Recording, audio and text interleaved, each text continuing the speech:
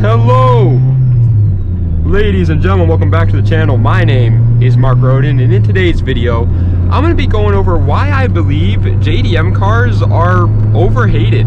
Dude, people nowadays hate these things. They hate Japanese vehicles. They always comment in comment sections are like, Japanese cars are junk. And I want to explain to people why they're wrong. And so today I decided, I wrote down 5 reasons that I'm just going to kind of go off of. I like my driving videos like this to be more like authentic and not scripted or anything. So I kind of give myself a quick little like bullet point to go off of, and then I talk about it after that.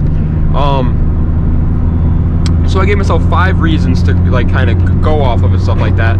And we're going to talk about that. And for reference, because I know people are going to be like, well, of course you're going to say that because you're a JDM fan. I am a JDM fan. I would say Japanese cars are my favorite of the 3 big countries, America, Germany, and Japan. But at the same time, like, dude, my favorite car brand of all time is BMW. Okay, like, I love BMW. I love everything they do. My dad has always loved Chevys and American muscle cars. I grew up learning about American sports cars and stuff like that, so I know a lot about those too. And so I really, honestly, yes, if I had to pick, yeah, I would say Japan. It makes my personal favorite cars. But at the same time, I appreciate everything. Like, I tell people all the time, I would love to own a Lamborghini. A McLaren P1 is like my absolute dream car. My obtainable dream car is an FD RX-7, but a P1 is like, if I could have any car in the world, I would choose that. And so, I like everything, and so, yeah, I do have a little bit of a bias towards JDM. I have 2 JDM vehicles, and I've always, in my teenage years and stuff like that, I've really grown a liking to them, and they're definitely my favorite country, but I like everything. So, don't try and call me a JDM kid, because I'm just a car kid, I like cars. But the first reason, let's get right into it. Let's talk about the Supra kids stereotype. This is so overplayed, it hurts. Every comment you see, if you like Japanese cars, they call you a Supra kid. I've looked at some of the accounts calling people Supra kids too, by the way. They're underage. They are also kids. And it's weird that they're calling other people kids. I'm always like, I don't remember when I was a young boy. I don't remember calling other people kids because I knew I was a kid. It didn't really make much sense to me to call people kids. I'm 23. I'm older than a lot of people in the car community nowadays, and I still don't go around calling people kids. And yeah, I get it. There are Supra people out there that are like, they're the fastest car in the world. But dude, those are few and far between. Like, there are not a lot of those guys out there. And if you think they are, then you're probably looking for them. You're probably looking for a reason to be upset, because as a JDM guy, I don't see that a lot at all anymore. I barely see people hyping up the Supra anymore. I see the opposite. I see people hating on the car. I see people calling the Supra the Mark IV Supra just like an actual trash car. Like, people are saying that it's like worse than like a Camry because of how like blind they are to it at this point. It's mind-blowing. It's complete opposite at this point, guys. You guys are hyping up these Ferraris and Lambos, and now it's like the cars that have a legacy, that have a history behind them, that are popular for a reason, are getting thrown in the dirt, and their names are being dragged through the mud because you are misinformed about the car and you think that it's horrible. They make fun of it for having 320 horsepower stock. Yeah, 320 horsepower stock isn't great today, but it's still, honestly, even in today's standards, that's still pretty quick. And the car was made in the 90s, Like, and there's a ton of JDM cars like that. The 350Z, it was made in 2003. And people are like, oh, it only has 300 horsepower. Yeah, today, sure, it isn't that, competitive, but it was made in 03. The Corvette of the time made 350 horsepower, and that was a fast car.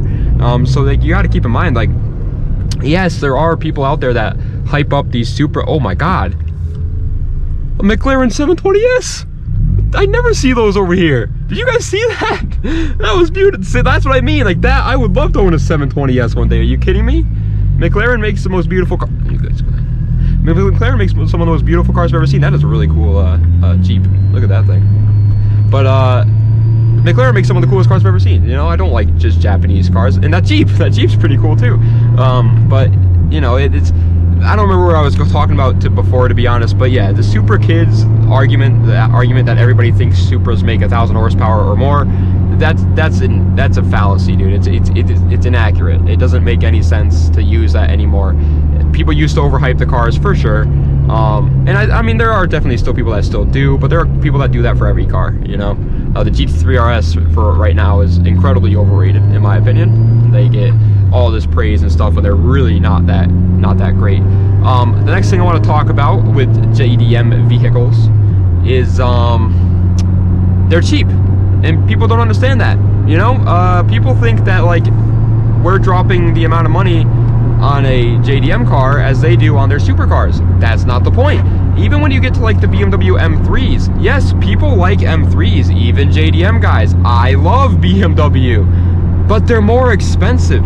They're too expensive for my personal budget. So why would I go out there and like dream about owning these cars that cost 6 figures when in reality, I know everybody likes to dream and likes to say like, oh, I'll get it one day. And I think that's a good thing. You know, I still do it too. I still always am like, I'll get that one day. It's good to have really high goals. But at the same time, you do have to be realistic sometimes. And in reality, most of us are not going to be able to afford one of those cars one day. So JDM cars, this car cost me $3,000. My 350Z cost me $5,000. I love both of them. I think they're both beautiful. I think they're both fun to drive, and I like they're reliable. And so that's why people like them. People like Japanese cars because they're cheap. And yeah, JDM cars are definitely getting overpriced at this point. You know, you're not finding a Miata for less than $3,000 anymore, which really sucks. But they're still on the cheaper end of sports cars. A lot of sports cars are still running $10,000 plus. Corvettes, it's hard to find a good Corvette for under 10 grand. Camaros, SS Camaros in particular. Yeah, there's some that are under 5K, but those are the ones that nobody really wants. Yeah, there are some BMW base models like 328i's that are under 5K as well. But again, nothing that you really want. And then Japan came in, and there are tons of options for you for under that price range. And people love that. You know, people are not rich. If you are rich, or if your dad's rich, that's fine, man. Good for you. I'm proud of you. But you have to understand, you are lucky. You are in a certain scenario that most people will never be able to achieve. So we don't dream about owning a Lamborghini or Ferrari, not because we don't like them. We do like them. They're cool. If a McLaren like that one that just drives by me, you're damn right I'm gonna stare at that thing and gauze at it. But we can't afford that, and we most likely never will. And so it's kind of pointless. Which kind of ties into another reason that I had. We kind of like comparing them to supercars, but we'll get into that in a second. But the next reason I want to talk over is they're popular not because they're the fastest cars. There's my friend. They're not popular because, you know, they're the fastest cars around a track. They're popular because of what they did back in the day. Like, they were really cool cars. Oh my god, these guys are stopping on a dime. My brakes are horrible in this car. But yeah, they had a legacy, you know, like the GTRs were named Godzilla for a reason. They were beating supercars back in the day. And then the new GTR came out, and that thing beat supercars too, the R35. That thing was gapping supercars. It still to this day is a very competitive supercar, and it was made in 2009. And it's a 4-seater Nissan, you know, like that was cool. That's cool to us. We like that. The legacy behind a lot of the cars that we enjoy as JDM guys is what makes us enjoy it. We don't actually think they're the fastest. Can they be the fastest? Yeah, and sometimes we like to get involved in the arguments and, you know, argue with the Beamer boys and say like, oh, our cars are faster than yours, because it's fun, you know. But at the end of the day, yeah, if you take a stock BMW M3 and you pin it up against a stock Acura Integra from 2000, yeah, you're probably going to beat it, you know, and that's okay. We're okay with that, but most supercar guys think that we're not. On top of that, a lot of people seem to think that all Japanese car guys care about is speed in a straight line, when it is the complete opposite. Most Japanese car guys don't give a hoot about that. We like the handling aspect of it. That's kind of the whole point of our cars, is that they're lightweight and they grip up around corners and stuff. If you go up to like a canyon, you know, like a mountain canyon, and you sit there and you just watch the cars that drive by all day, you're going to see, I would say 70% of them are Japanese sports cars, and then the other 30% are German cars. Very rarely are you going to see American cars, maybe like a Mustang here and there. But besides, like, the reason why they're up there is because, mostly Porsches, by the way, for the supercars, and the reason why they're up there is because they all handle well. They're not fast in a straight line. Even Porsche is not fast in a straight line. They are very good around corners. A lot of people get that misinterpreted. Porsche 911 GT3 RS, that makes only 500 horsepower.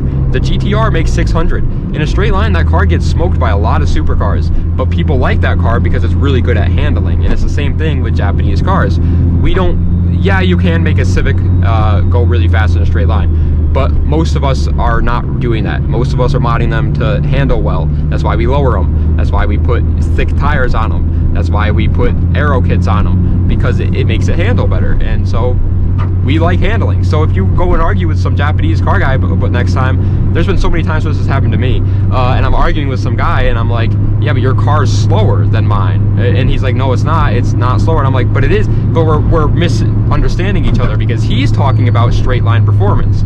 I'm talking about like on a racetrack.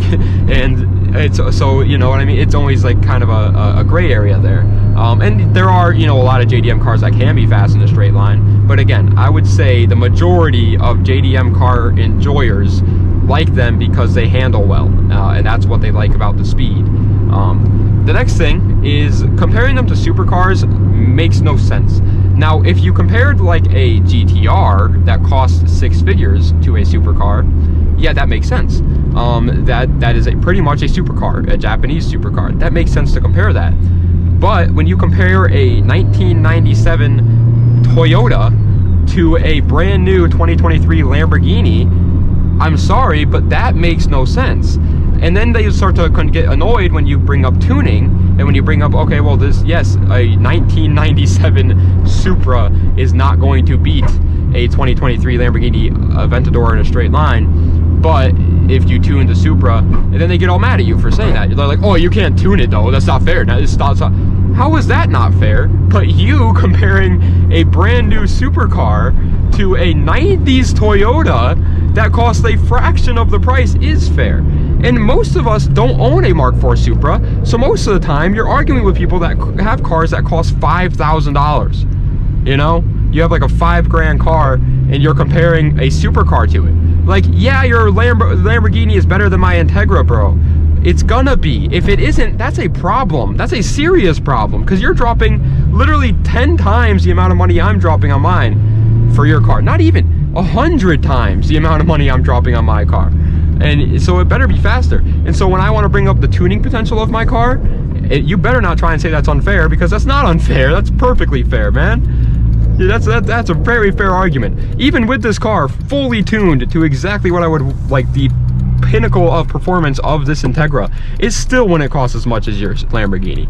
So I think that's still plenty fair. And on top of that, the year difference, it's a 20-year difference in years. And then the last thing I want to talk about is they truly can be incredibly fast. A lot of people like to hate on Toyota or Japanese cars because of their stock performance.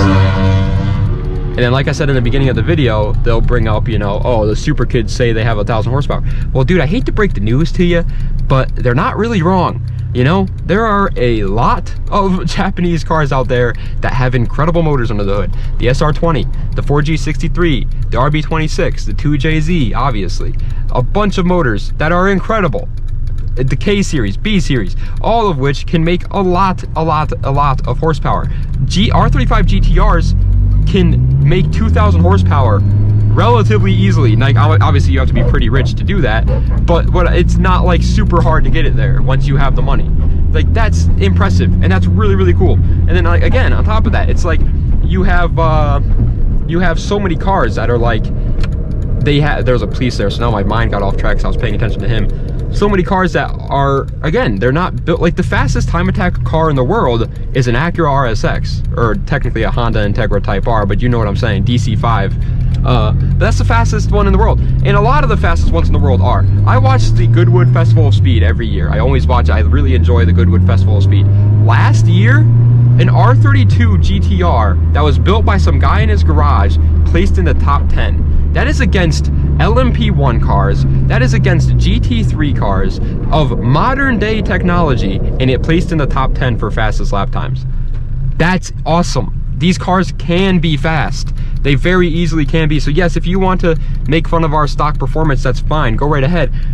But just remember that if somebody says like, oh, well, the tuning potential behind this car is really well, he's not lying. That we do have good tuning. I'm not saying that BMW doesn't have the S58. I'm not saying they don't have the B58 or the S55. I'm not saying that they don't have incredible motors too. I'm not saying Chevy didn't produce the LS, which is probably the best motor to ever been produced.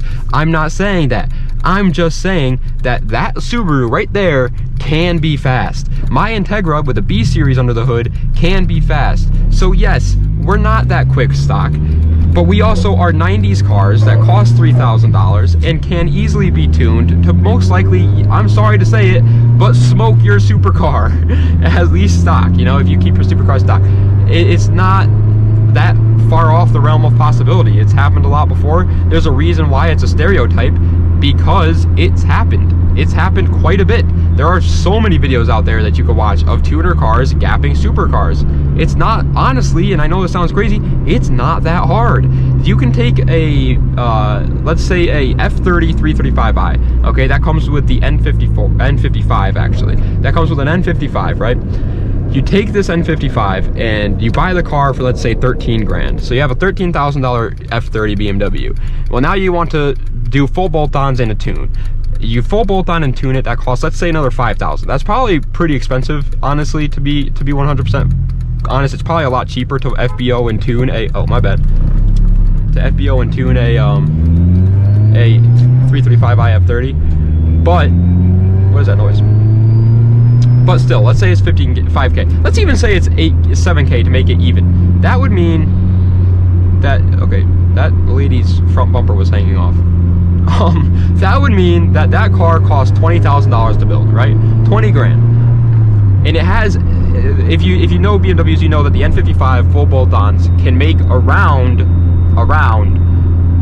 500 horsepower reliably before you have to touch the internals.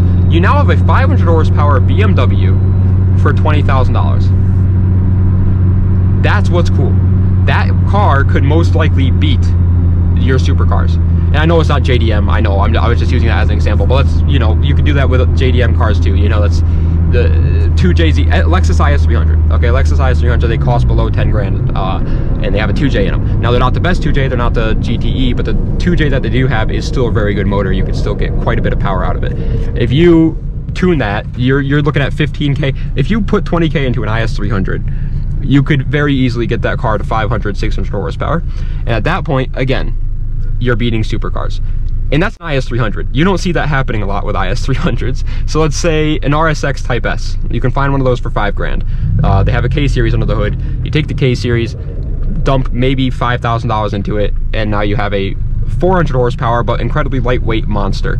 So now you're, again, gapping supercars for 10 grand. That's what we like. So I hope I cleared some issues up for you guys. The car wash is right there, and I'm gonna wash this puppy, so I gotta go. But I hope I cleared up. If you are a JDM hater, I hope I made you understand a little bit why we like them so much. It's not because they're the most fastest cars out there or anything like that. We know that they're not, and if you think that we think they are, you're most likely wrong. But anyway, thank you guys so much for watching. I do appreciate it. Wow, it's packed here. Das Vidania, and have a nice night.